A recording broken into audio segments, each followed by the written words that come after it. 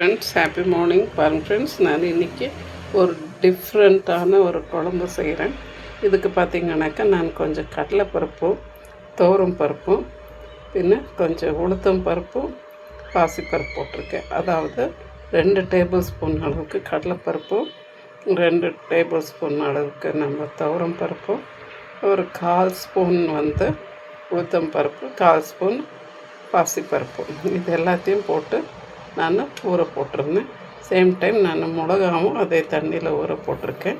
இதோட ஒரு 3 பல் பூண்டு வச்சுருக்கேன்.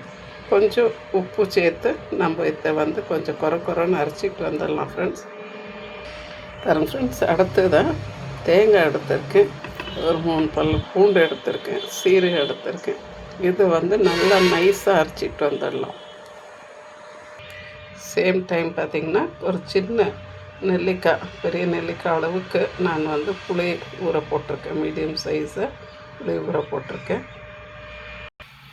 பாருங்க ஃப்ரெண்ட்ஸ், இப்போ நான் ஒரு பேனில் கொஞ்சம் நல்லெண்ணெய் விட்டுருக்கேன்.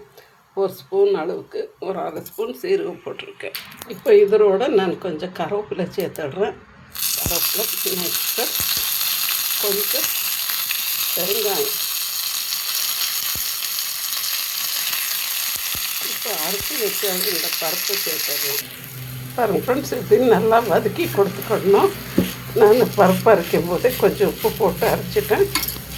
இவ்வளோ போதும். கொஞ்சம் வதக்கி எடுத்துக்கிடலாம்.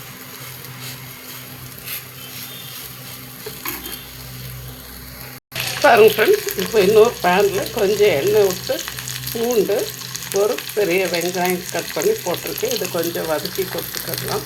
இப்போ இந்த வெங்காயமும் பூண்டும் கொஞ்சம் வதங்கிடுச்சு. நான் குழம்பு மிளகாத்தூள் ஆர் சாம்பார் தூள் நம்மளுக்கு எவ்வளோ காரம் இருக்குதுன்னு பார்த்து போட்டுக்கணும். இப்போ நான் இது ஒரு 4 பேர் செஞ்சிட்ருக்கேன்.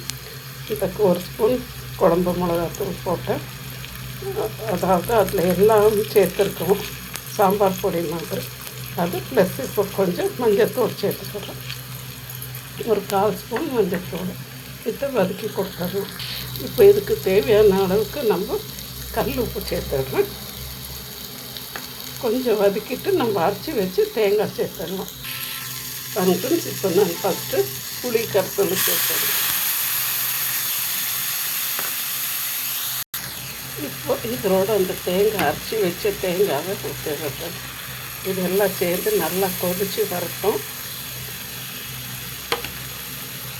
இப்போ பாருங்கள் ஃப்ரெண்ட்ஸ், நல்லா நம்ம குழம்பு அந்த புளி தேங்காய் எல்லாம் ஊற்று நல்லா கொதித்து வந்துட்டுருக்குது.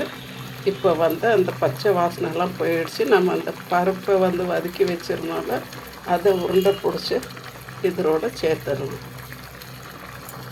பாருங்கள் ஃப்ரெண்ட்ஸ், இப்போ நம்ம உருண்டை குழம்புக்கு கொஞ்சம் மல்லி செடி போட்டுடலாம். லாஸ்ட்டில் கொதிச்சு இருக்கும்போது சேம் டைம் கொஞ்சம் கடுகு, உளுத்தம் பருப்பு, 2 வெந்தயம், காஞ்ச மிளகா, பூண்டு தட்டி போட்டு தாளித்து இதில் கொட்டிடலாம்.